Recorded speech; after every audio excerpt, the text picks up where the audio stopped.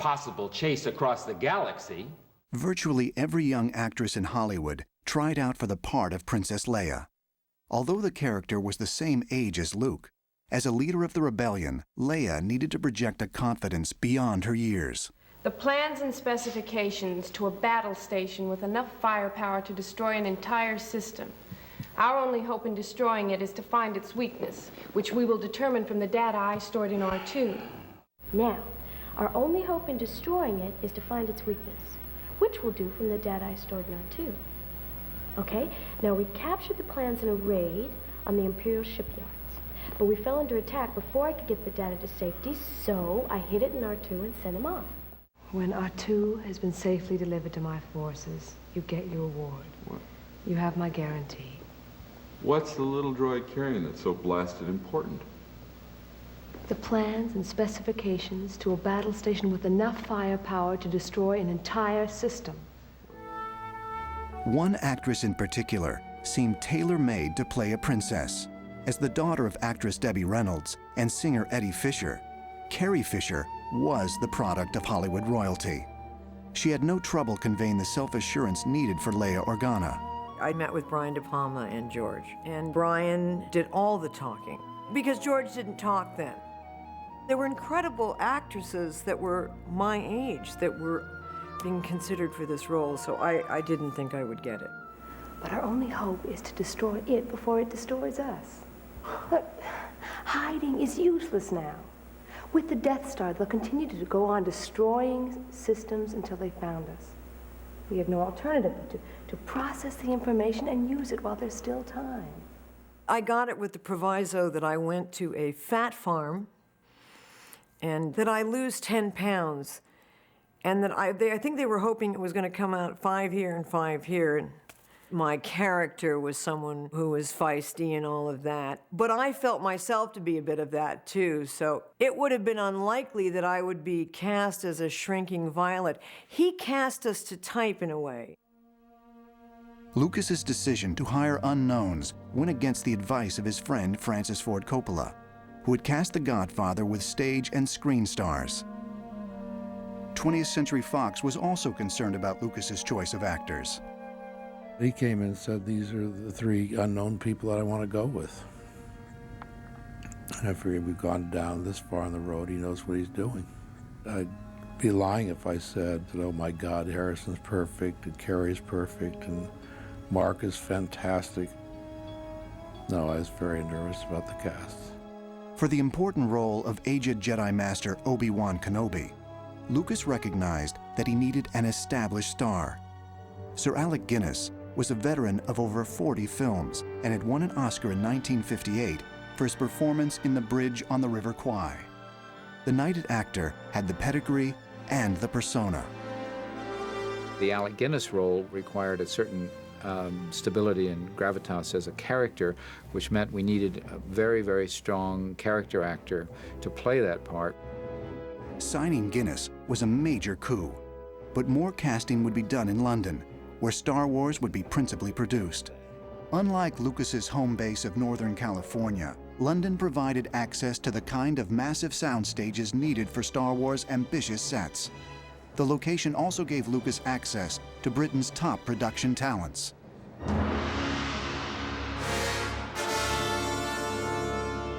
The character of Darth Vader demanded someone of commanding physical stature. To fill Vader's boots, Lucas cast champion bodybuilder David Prowse, whose resume included roles like Frankenstein's creature in Hammer's popular horror movies. As Vader's evil accomplice, Governor Tarkin, another Hammer alumnus was cast, 63-year-old Peter Cushing. Best known as the methodical Professor Van Helsing in Dracula, Cushing was the perfect choice to portray the Death Star's icy chief administrator. For the part of Chewbacca, Han Solo's towering Wookiee co-pilot, Lucas and Kurtz had to look outside normal casting channels. But at 7 feet 3 inches tall, it was no stretch for Peter Mayhew, who had been working as an orderly at a Yorkshire hospital. I sat down on one of the sofas, waiting for George. The door opened. And George walked in with Gary behind him. So naturally, what did I do? I'm raised in England. As soon as someone comes in through the door, I stand up. George goes, and virtually turned to Gary and said, I think we found him. Finding the right performers to portray robots was even more of a challenge. Production designers had constructed an assortment of robots and androids to populate the Star Wars universe. But it would take living, breathing actors to give personality to the two main droids, C-3PO and R2-D2. To operate R2, Lucas needed a performer small in stature, but with a big imagination. Enter 3-foot-5-inch stage comedian Kenny Baker. They couldn't find anyone that would fit inside this robot to make it move. And they couldn't use kids because it was quite a heavy machine, you know, it weighed about 80 pounds. Well, I've had a lot of experience of inside costumes and inside cats and dogs and goodness knows what else, you know. So when I got into the robot, you know, he said, look happy, so I'd go. Inside, nobody could see my expressions, obviously.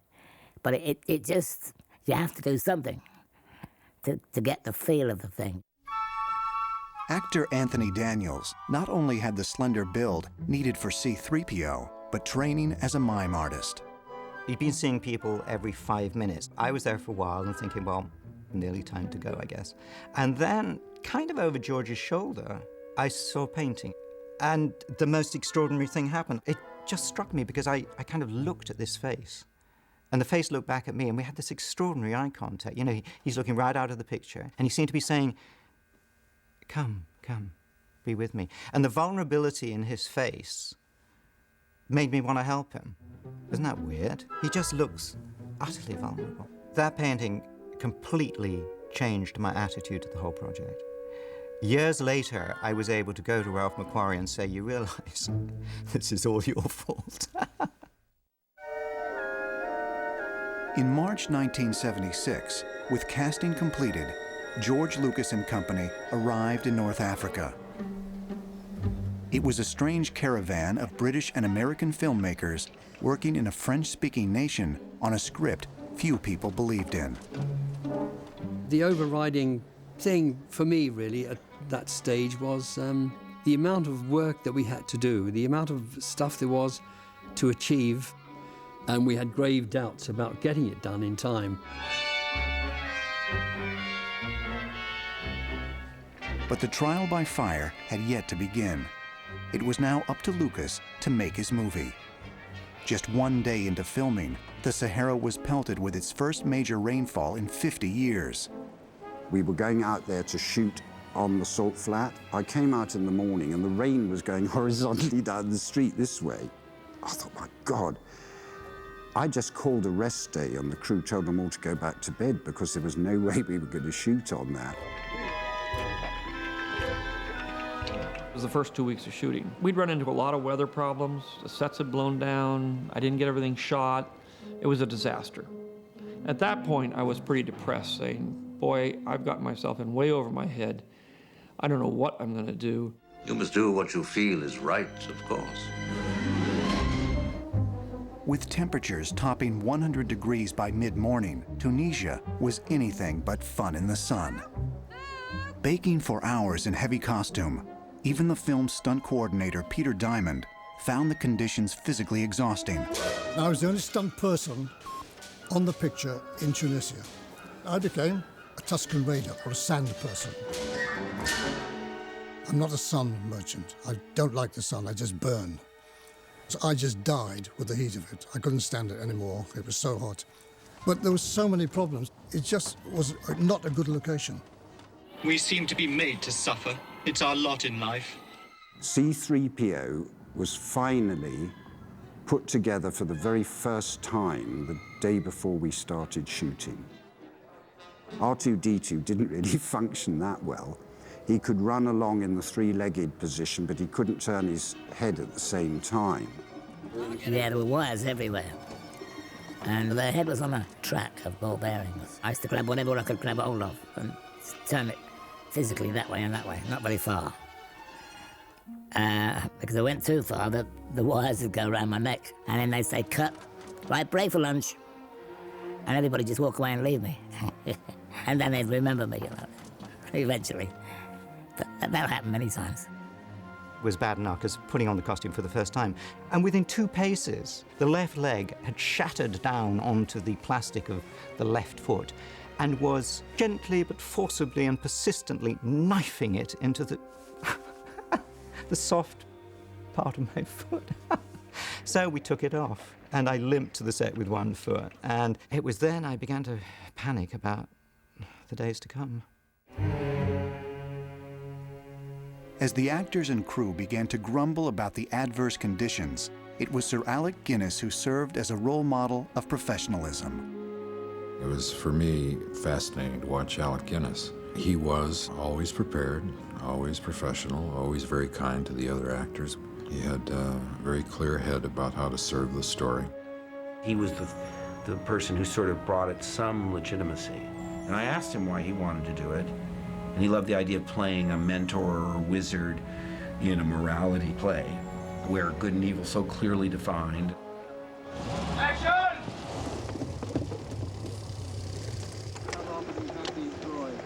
3 or 4 seasons? They're up for sale if you want them. Let me see your identification. Well, you don't need to see his identification. I don't need to see your identification. These aren't the droids you're looking for. These aren't the droids we're looking for. He can go about his business. You can go about your business. Move along. Lucas, meanwhile, was up to his neck in malfunctioning props, electronic breakdowns, and other production woes. Star Wars was already struggling to stay on schedule. The only silver lining was that after Tunisia, the production would be moving to a more controlled environment, Elstree Studios outside London. The stages at Elstree were among the largest in the world, and the sets, now finished after months of construction, were just as impressive. And for the first time, the entire Star Wars cast was together. That was almost like a whole separate movie. It was like getting a whole fresh start, and it was all new, really.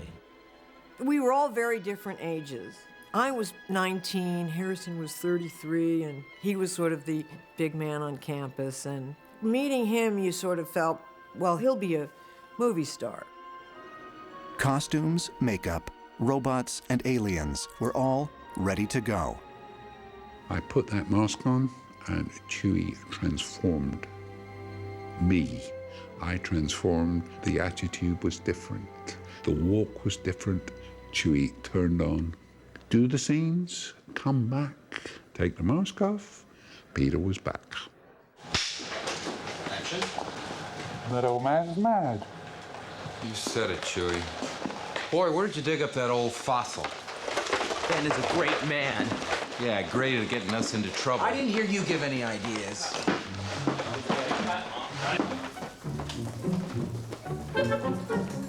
But working at Elstree Studios didn't mean the production was free from problems or strict British Union regulations.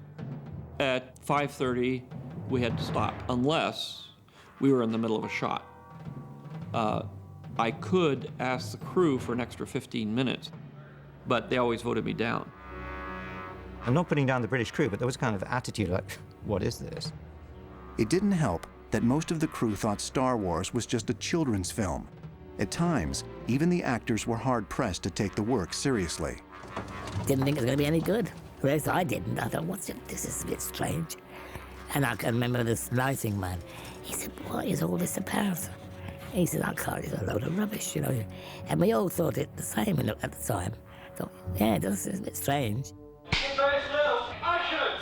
There's a princess with her hair and weird buns on the side and a giant in a monkey suit or something. I mean, it was weird. It was very, very weird. No more adventures. I'm not getting involved. Don't you call me a mindless philosopher. You have laid lot of grease. Fine! I'm going to regret this. It was tough dialogue to say. So I think I got, Governor Tarkin, I thought I recognized your foul stench. which, you know, I don't know about you, but I'm always talking like that. Governor Tarkin, I should have expected to find you holding Vader's leash. I recognized your foul stench when I was brought on board. Charming to the last. We used to say you can type this stuff, but you can't say it. George didn't really like being in London, I suppose, is the best way to say it. He doesn't like being away from home. He's not the most gregarious person in the world. He had some clashes with the cameraman.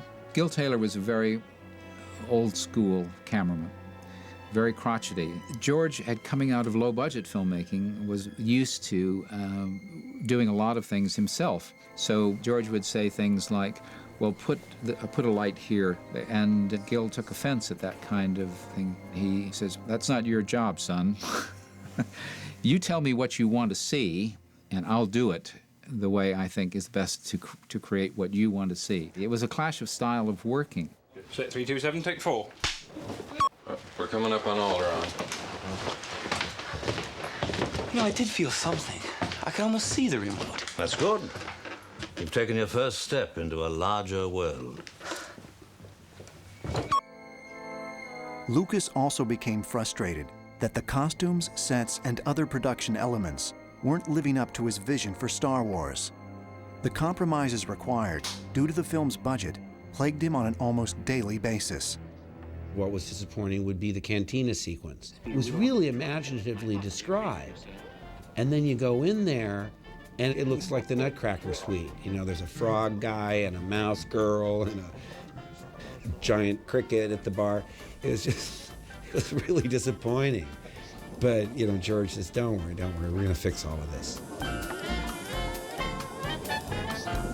We didn't see anything of what ended up on the screen. So, you know, when they blew my planet up, I was looking at a guy going like this against a board with a circle on it. I mean, it was funny. Proceed with the operation. You may fire when ready. What? Dantooine is too remote to make an effective demonstration. We will deal with your rebel friends soon enough. No. Bang! And you call yourselves humans? George never talked. It was sort of, we felt he wanted us to hit our marks and magically accommodate our dialogue. And he lost his voice at one point, and we didn't know that for days. And we wanted to get him a little board where it said, faster and more intense. That was his main direction. He just wanted us to speed through it. George is notorious for saying, after a take, you know, do it again, faster, more intensity. He certainly said to me, was, you know, it's terrific, Tony, can you do it again faster? But that's it, I didn't get more intensity. I don't think 3PO with more intensity would be bearable, do you? I said all systems have been alerted to your presence, sir. The main entrance seems to be the only way in or out. We all had to fill in a lot of the blanks. It was more a matter of if we did something he didn't like, he'd tell us, rather than telling us what to do. I think George likes people. I think George is a warm-hearted person. But he's a little impatient with the process of acting, of finding something, you know? And he thinks it's there. It's right there. I wrote it down, you know? Just do that. You know, sometimes you can't just do that and make it work. He's really focused on what he's trying to do and get everything right, and is the smoke right, and the squibs go off right, and we're just taunting him mercilessly. Kerry and Mark have a wicked sense of humour. Kerry was very young, and Mark was very young. So they were the junior division, and they were always larking about on set. So it kept us in stitches. I got one outfit for the first movie, and as George taught me, there is no underwear in space. Instead of that, there is gaffer tape. So I was taped down. And I used to say we should just make up a contest on the call sheet as who's going to rip it off. But we didn't do that. And we were all goofing around and trying to make George crack, because he really looked like he was ready to burst into tears, and you try and cheer him up.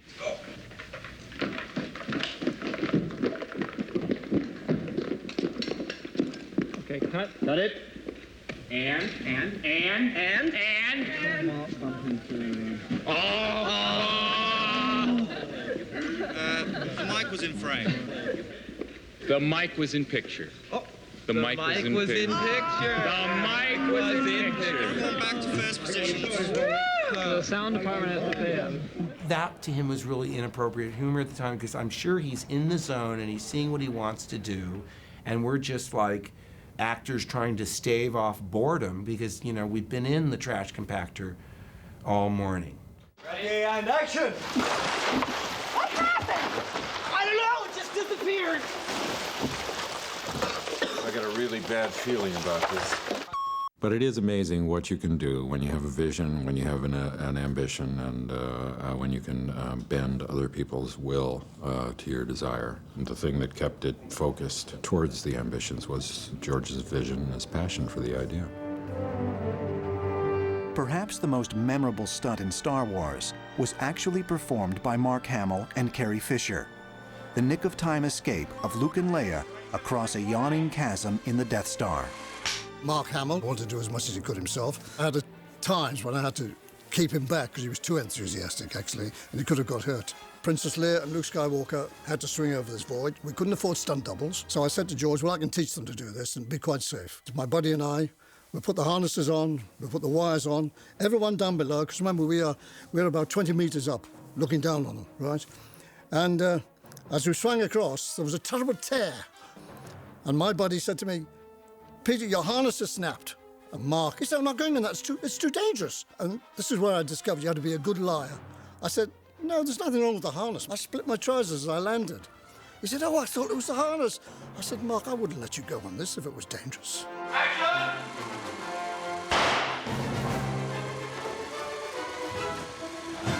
You know, they did it, as you know, in one take, and that's how we got it. Good luck.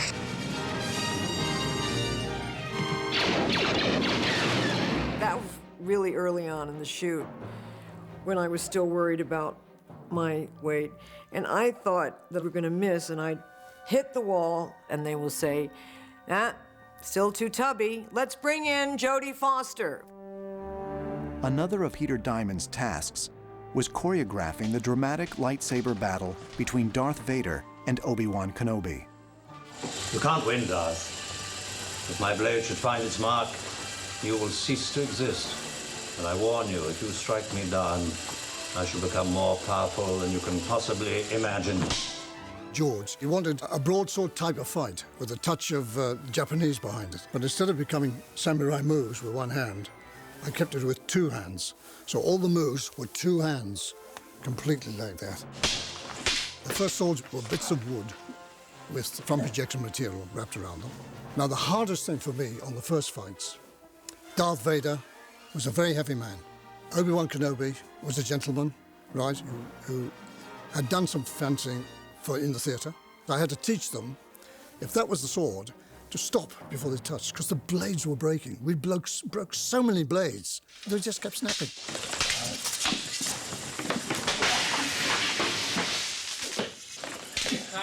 Cut it. Across the Atlantic, Fox's head of production, Alan Ladd Jr., continued to offer Lucas his main, if not his only, support from the studio.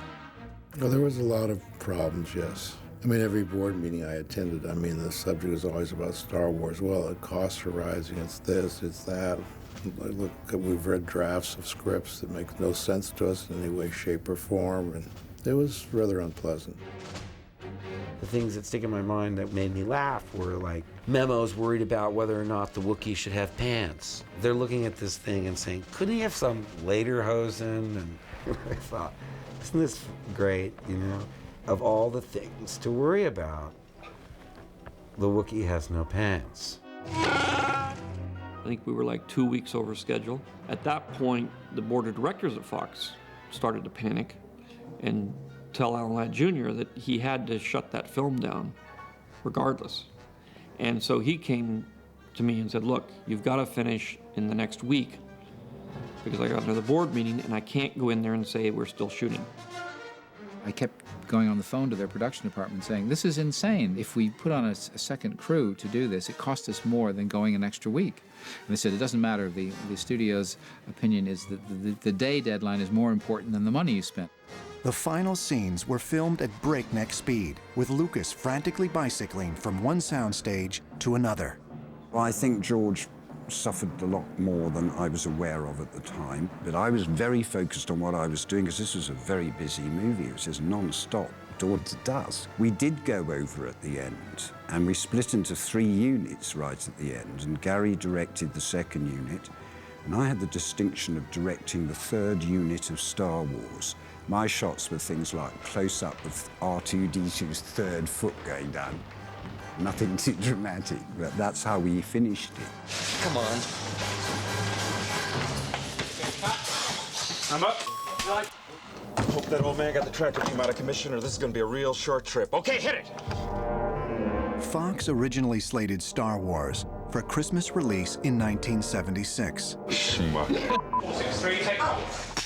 But the difficult shoot had put the film severely behind schedule. Action! Can we just leave this party? Give us a growl.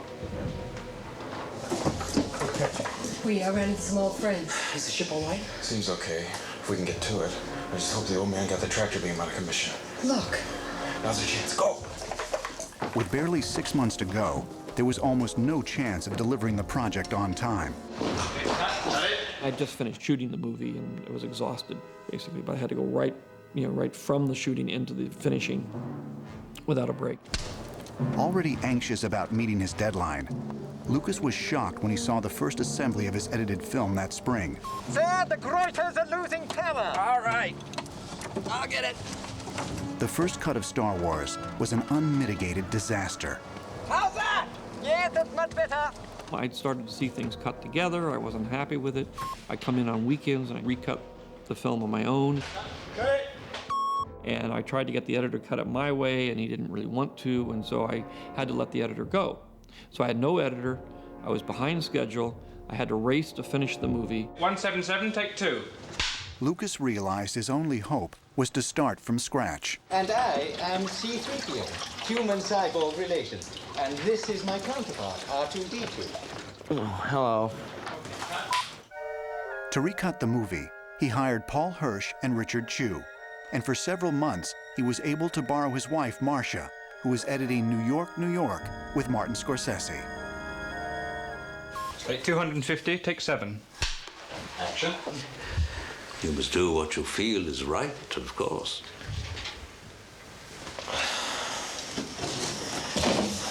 Right now, I don't feel too good. On Star Wars, the trio's first task was to give the film an energy and pace that was sorely lacking. It was cut in a very traditional manner of just playing things out in masters and then going into the coverage, and let the actors' rhythms dictate the cuts rather than having the cuts kind of drive the rhythm of the scenes. 211, take 3, guide track. Action! So consequently, there wasn't any excitement in the footage the way that it had been put together. Okay. Richard and I would sort of leapfrog. If he was on reel 1, I would grab reel 2, and then when whoever finished that would grab reel 3, and then so forth.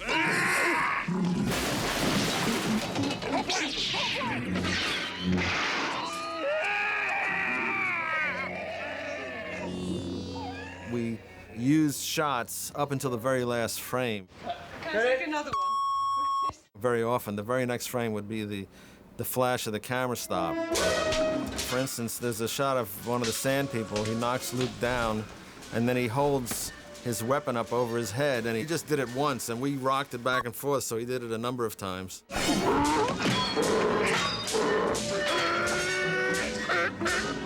The only things that are there is what's presentable, and everything behind the scenes is a mess.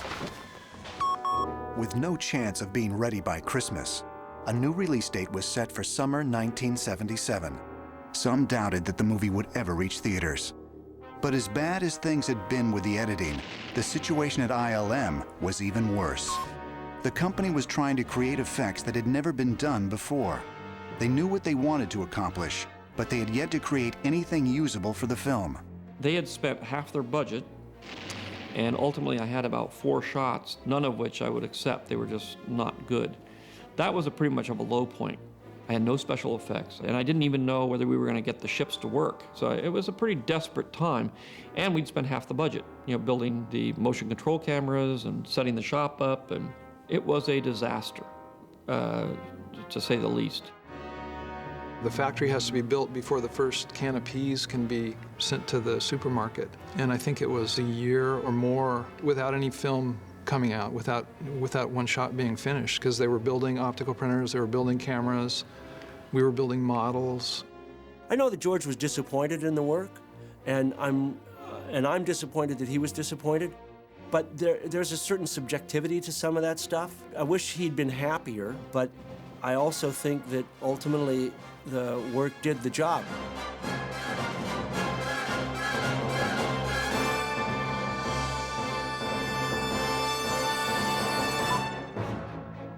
When word of the various post-production problems reached the Fox board of directors, they decided they'd had enough of George Lucas and that science movie.